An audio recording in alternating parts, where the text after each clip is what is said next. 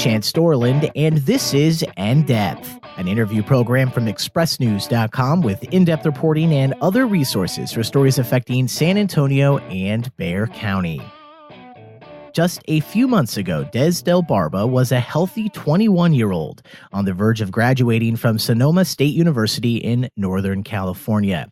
He'd taken time from school to attend Army basic training and afterward intended to finish his last semester, get his degree in business management, and enroll in officer candidate school, with the ultimate goal of joining the National Guard, where his mother had served for more than 2 decades. However, everything would change when 5 weeks into basic training, Del Barba was hospitalized with the potentially fatal infection commonly called flesh-eating bacteria. I'm joined now by Express News health and medicine reporter Lauren Karuba to get the details of this ongoing story. So, Lauren, great to have you back here on the podcast. Tell me more about Des Del Barba and how he came to be diagnosed with this illness. How did this all begin? So, Des Del Barba was basically going through Army basic training at Fort Benning, which is a U.S. Army base that straddles the Alabama-Georgia border. It's near Columbus, Georgia. And so a couple weeks into basic training, he started feeling ill. He had a sore throat and his legs were hurting. Initially, because of all the exercise that you're doing during basic training, he thought his legs might just be sore from that. But so he repeatedly went to what's called sick call, which is kind of the daily opportunity for military personnel to seek medical attention. He was, given some ibuprofen and sore throat medicine, and a nurse did take swabs from him to test him for strep for 2 different types of strep. So the first test was kind of a rapid response test, came back within an hour, and it was negative. The second test took a couple days, and he ultimately tested positive for that second test, which was strep A. Group A streptococcus is the exact name for it. And so that's the name of the bacteria that also causes what's commonly known as strep throat. And so, he's still feeling ill days later. Unbeknownst to him, he had tested positive. He and his family say that he was never notified that he tested positive for strep A. And so over the course of, we're talking about just days, he grows increasingly sick. The pain in his legs is increasing. His throat hurts. He's feeling fatigued. His legs start to swell up, and ultimately he's taken to, in early February, he's taken to the military hospital on base, and then he's transferred to several civilian hospitals. So it's kind of a situation that escalated over the course of his basic training. So as doctors sought to halt the spread of this disease, they amputated most of Del Barba's left leg. As you mentioned, he was transferred different places in mid-February, transferred to the Army's Institute of Surgical Research in San Antonio. And to date, he has undergone 19 different surgeries, including skin grafts from his chest and back. Doctors are currently trying to save his right leg. So tell me more about this condition and how doctors are trying to battle flesh-eating bacteria today. I know it mostly involves, at least I believe it mostly involves, removing the infected tissue. Yeah, it's a very devastating illness, and I would like to point out that it's a pretty rare condition. Obviously, most people who get strep A, which is again the thing that causes strep throat, do not come down with necrotizing fasciitis. Really, it tends to be a little bit more of a random occurrence, and there's about like 700 to 1,200 cases of this per year. And so when it comes about like this, it's called invasive group A strep. So that can cause things like this, necrotizing fasciitis. It can also cause toxic shock syndrome, pneumonia, or cellulitis, which is another soft tissue infection. But necrotizing fasciitis is basically a very serious, very aggressive bacterial infection that attacks the soft tissue that is just below the skin and is just above the muscle. And so it's that layer of tissue that's right underneath your skin. And so that's kind of where the disease gets its name. Necrotizing is obviously referring to necrosis, which is tissue death. And fasciitis is referring to fascia, which is what that layer of tissue right underneath the skin is called. So basically, once the bacteria gets to that layer of tissue, it spreads pretty rapidly. It's a pretty aggressive disease that spreads so quickly that some people, and Del Barba even said that it was like that he and his doctors could watch the disease spreading across his leg in real time. That's how fast it is. It is treatable with antibiotics. It is not a drug-resistant bacteria, but because it's so aggressive, it will often result in serious complications like, in Del Barba's case, amputation. It can also sometimes lead to sepsis or even organ failure. The mortality rate is pretty high for it. It's a serious disease. About up to 1 in 3 people will actually succumb to the effects of the disease. But basically what doctors need to do when someone is diagnosed with this is as early as possible, hit them with a lot of antibiotics in combination with surgery, as you said. And so really what doctors need to do is they need to cut away the dead and infected tissue in combination with antibiotics to stop the disease's spread. And so that is a process called debridement, where they're basically taking away the dead tissue in combination with antibiotics to stop the infection from spreading. As you've already mentioned, Lauren, and also available currently online at expressnews.com in your write-up of this story, Del Barba has some complaints about his care during basic training before he was hospitalized. What does he and his family say about what happened? I know you've already mentioned that they claim that they weren't given some test results. Yeah, I think the big thing is not being told about strep A, because the type of invasive strep that he had is a serious thing. And so, he tested positive, according to medical records that his family says they later obtained on February 8th. But they say that he was never notified of those positive test results so that he could get started on antibiotics and things of that nature. The thing with necrotizing fasciitis is because of early symptoms can kind of look like other things. The diagnosis can be delayed sometimes. So, like, for example, as the disease is spreading through the tissue, it's lower down in the flesh, and so on the surface it might look a little red or swollen, but the pain is disproportionate to what it looks like, and so it can be kind of confusing at times what exactly it is. But basically, he when I interviewed him, he told me that he was not notified of the positive test results. He described kind of a general discouragement from seeking medical care during basic training. He was saying that the drill sergeants were kind of calling him names and deriding him for going on bed rest as he was starting to fall ill. And, this is, I think, my understanding is that this can be a common thing during basic training because, there's this constant threat of being quote unquote recycled, which is when you get reassigned to another unit to complete certain aspects or all of basic training. And so, he was coming up on week 6 of basic training at this point, which is kind of an important week in training. And he really didn't want to be recycled because he had specifically taken time off from college in order to attend basic training. He was 1 semester away from graduating from Sonoma State University. And so he kind of described both the delay in notification about the positive test results plus the discouragement from seeking medical care in combination. The family is upset about that because with something as aggressive and serious as necrotizing fasciitis, you want to catch it as early as possible. I mean, ultimately, as you said, he suffered very serious consequences from the disease. His left leg was amputated above the knee. His right leg had flesh removed as well, to the point where he has what they call a drop foot. They had to cut away the muscle that leads to his foot. And so he can't really, at this point in time, control the foot on his remaining leg. The doctors are still working to save his remaining leg. And he's had, as you said, 19 surgeries, including extensive skin grafts from his back and chest. And so, it is a really serious thing that basically turned his life unrecognizable. I mean, as of January in early February, he was a healthy 21-year-old ready to graduate college and join the military. And now he's going through weekly surgeries and procedures and all kinds of things. So I think that in combination, the hindsight that the family sees in the timeline of events is what they're really upset about.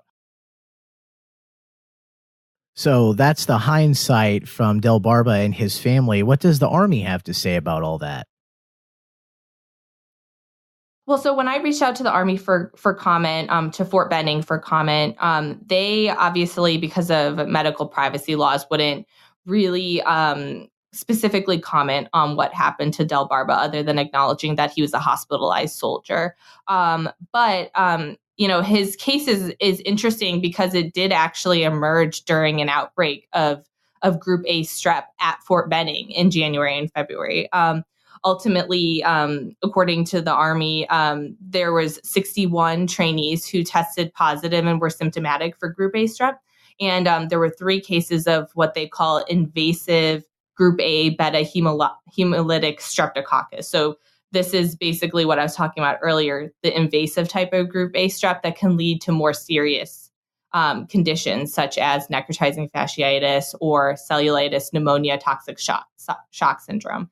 And so, there was like that cluster of more serious Group A strep cases, and then there was also a wider outbreak of Group A strep on base. And so, the Army ultimately, in response to those invasive cases, took the step of doing prophylaxis antibiotics for all of the trainees on base, which was close to 10,000 people, as they tried to control that outbreak. They are conducting several investigations at this point in time about what happened. The first they called a kind of routine clinical quality review, where they look at, quote, any unintended occurrence or condition associated with care or service of a patient. So it sounds like they are kind of examining what happened with Del Barba's case and his care on base. They are also doing a probe into whether any trainees were prevented from seeking medical care. The Army did add that there is no policy that they have that denies people from going to sick call or prohibits them from seeking medical attention in any way.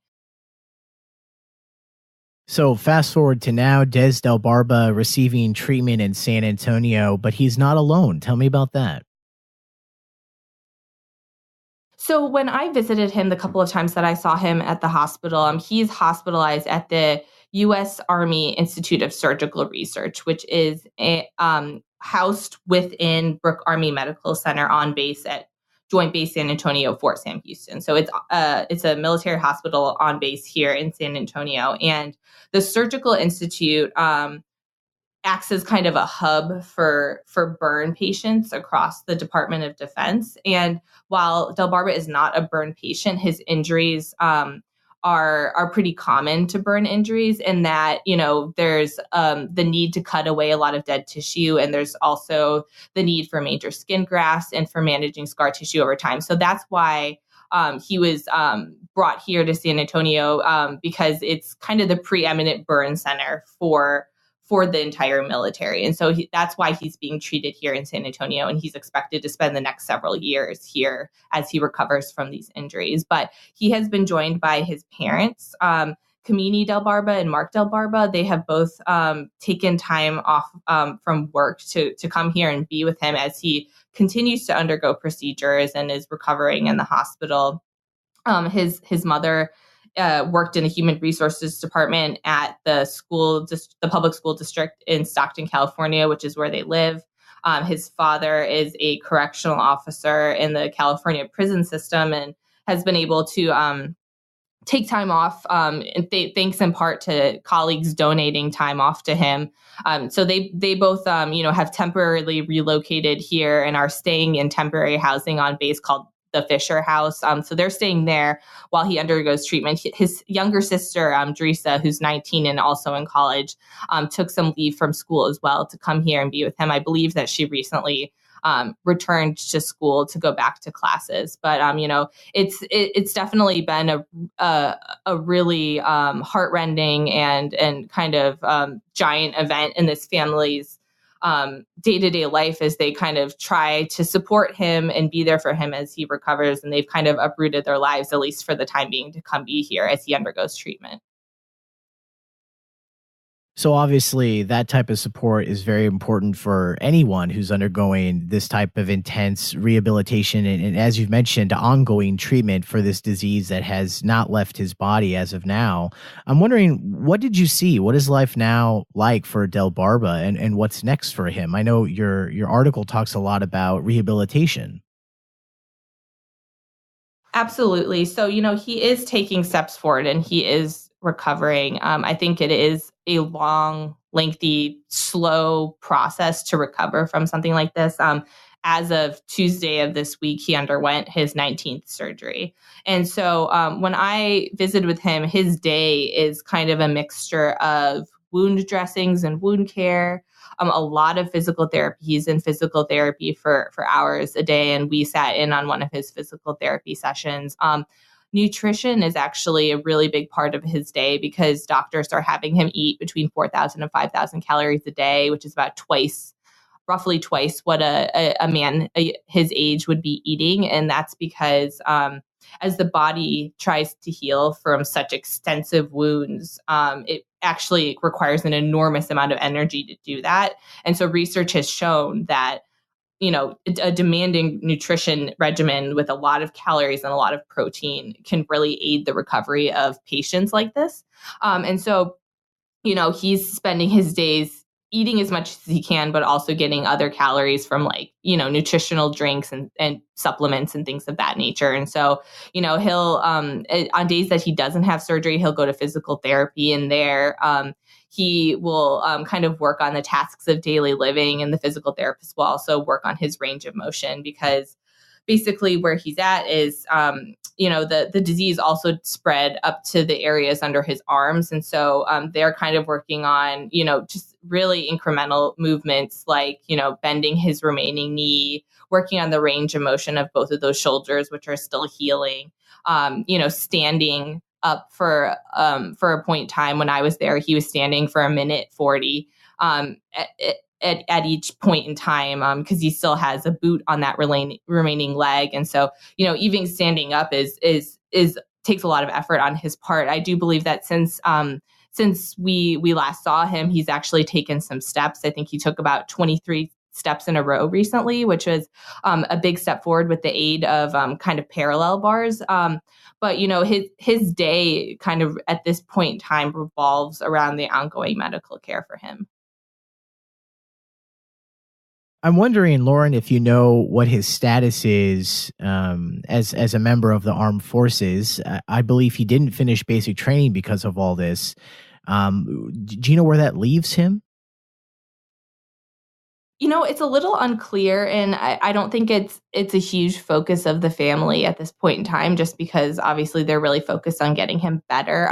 My understanding is that, obviously he did not finish basic training, but that because he fell ill during, in relation to military service, that, his care is going to be his medical care is going to be taken care of by the military, was my understanding. And that, and my understanding was that he would probably be supported by the military in some respect. I think especially as it comes to his medical care. So, at this point in time, that really wasn't part of the discussion of what he would do next, because he and his family are so focused on getting better. But my understanding is that he is going to be receiving care from the military for the foreseeable future after he is discharged from the hospital. I think the plan is for him to stay on temporary housing on base as he continues to receive outpatient wound care.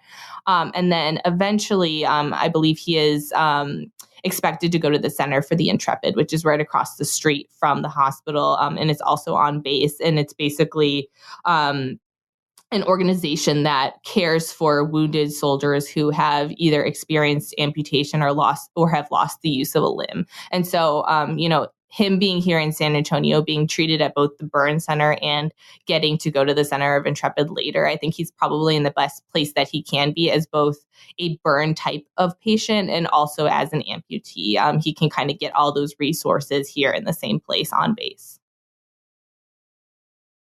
And then finally, Lauren, as we wrap up here, I want to give you a chance for final thoughts. And then also I'm interested in a few of the points we have already discussed in today's conversation, trying to figure out what happened, what investigation is being conducted now by the Army, what their findings might be. Are you going to continue to try to figure out the rest of this story? It's possible that I will continue to report on Del Barba's case specifically, especially since he's going to be here in San Antonio for the foreseeable future. In terms of like kind of the broader response by the military, that might be something that our military reporter might want to grab. I know that he's also been looking at the situation because historically speaking, outbreaks of this type are not uncommon, especially when you have so many people who are housed, in barracks together and in very close quarters. Obviously, this situation was unusual in that it resulted in such a severe and rare condition in one of the trainees. The investigations are ongoing by the military. I think they have not like publicly identified a source of the outbreak. As of yet. And I think that, it's something that they, as the Army, and I believe some elected officials are taking a look at what happened. I understand that like members of Congress who represent the area that Del Barba is from have asked for more information about what happened because the family has been pretty vocal about what happened to him. They have chronicled his medical progress on a Facebook page. They have a GoFundMe, as they try to work through this situation. And so they've been pretty outspoken about what happened and what they think went wrong with his case. But yeah, I think I'll definitely be keeping an eye on him and, stay in touch with his family because I think they're going to be here for a while.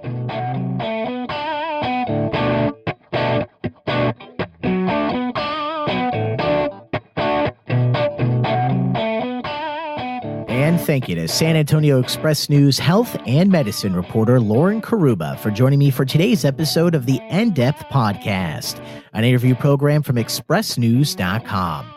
For the San Antonio Express News, I'm Chance Dorland.